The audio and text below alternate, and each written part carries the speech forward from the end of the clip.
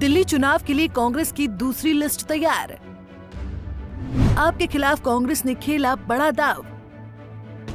मनीष सिसोदिया के खिलाफ कांग्रेस ने उतारा बड़ा नाम। 26 कैंडिडेट्स की लिस्ट में किसको जगह, कौन खाली हाथ।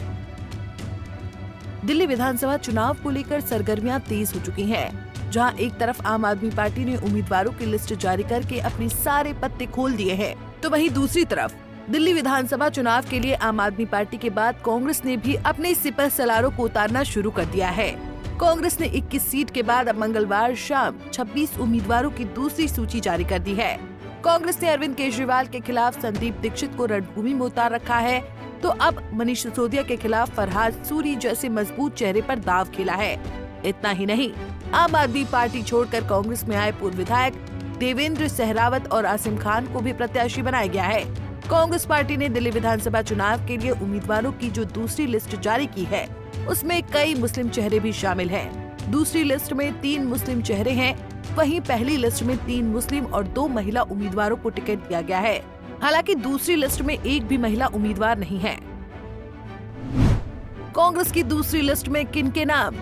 26 उम्मीदवारों की दूसरी लिस्ट में कांग्रेस ने रिठाला से सुशांत मिश्रा, मंगोलपुरी एससी से हनुमान चौहान, शकूर बस्ती से सतीश लूथरा, श्रीनगर से सत्येंद्र शर्मा, मटिया महल से आसिम अहमद खान, मोती नगर से राजेंद्र नामधारी, मादीपुर से SC JP Pawar, Rajouri garden से धर्मपाल चंदेला, उत्तम नगर से मुकेश शर्मा, मटियाला से रघुविंदर शौकीन, बिजवासन से देवेंद्र सहरावत, दिल्ली कैंट से प्रदीप कुमार उपमन्यु और राजेंद्र नगर से विनीत यादव को चुनावी मैदान में उतारा है।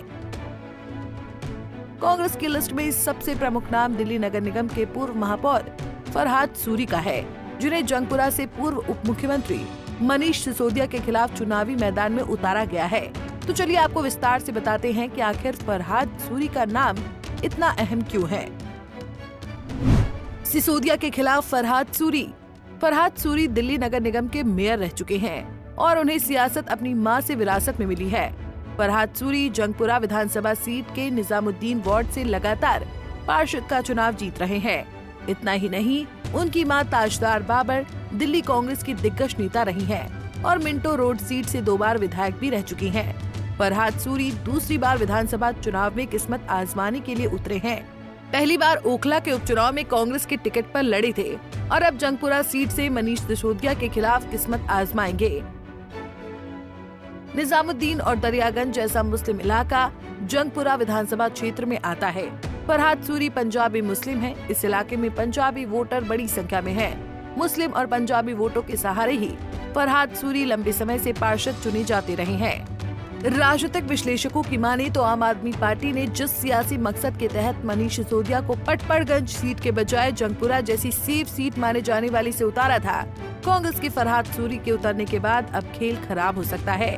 इसके पीछे की बड़ी वजह ये है कि मुस्लिम और पंजाबी के साथ जंगापुर के पौष इलाके में भी फरहाद सूरी की मजबूत पकड़ मानी जाती है।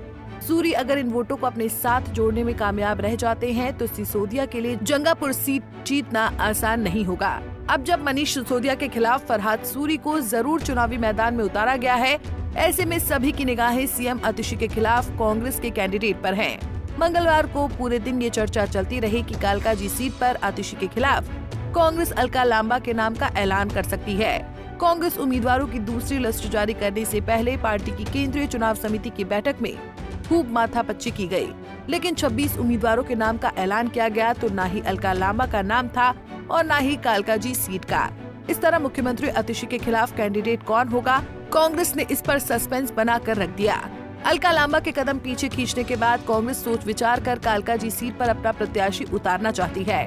कांग्रेस को आतिशी से हारने का डर है, इसे लेकर अब तक कुछ कहा नहीं जा सकता जब तक कालकाजी से कांग्रेस के कैंडिडेट का ऐलान नहीं हो जाता। सूत्रों का कहना है कि कांग्रेस ये देखना चाह रही है कि आखिर कालकाजी सीट पर आतिशी को कौन हरा पाएगा। कालकाजी सीट पर आतिशी को टक्कर देने के लिए कांग्रेस को नए चेहरे की तलाश करनी होगी। कांग्रेस की ओर से जारी लिस्ट में 21 सीटों पर उम्मीदवार उतारे गए थे। इस तरह से देखें तो पार्टी 47 सीटों पर उम्मीदवार घोषित कर चुकी है। दिल्ली में विधानसभा की 70 सीटों पर अगले साल की शुरुआत में विधानसभा चुनाव होने वाले हैं। चुनाव को लेकर राजनीतिक पार्टियां मैदान में उतर चुकी हैं। सत्ताधारी पार्टी की ओर से 70 की 70 सीटों पर उम्मीदवार उतारे जा चुके हैं। वहीं बीजेपी ने अभी तक अपने पत्ते नहीं खोले हैं। बता दें कि दिल्ली में कांग्रेस और आम आदमी पार्टी अलग अलग चुनाव लड़ रही है। इससे पहले लोकसभा में दोनों ने गठबंधन में चुनाव लड़ा था, लेकिन विधानसभा चुनाव अपने अपने दम पर दोनों ही पार्टियां लड़ रही हैं। दूसरी ओर बीजेपी पहले से ही अपने दम पर मैदान में है। Bureau report, Punjab Kesari TV. हमसे जुड़े रहने के लिए हमारे YouTube चैनल को सब्सक्राइब करें और नई वीडियो की नोटिफिकेशन के लिए बेल आइकॉन को दबाएं।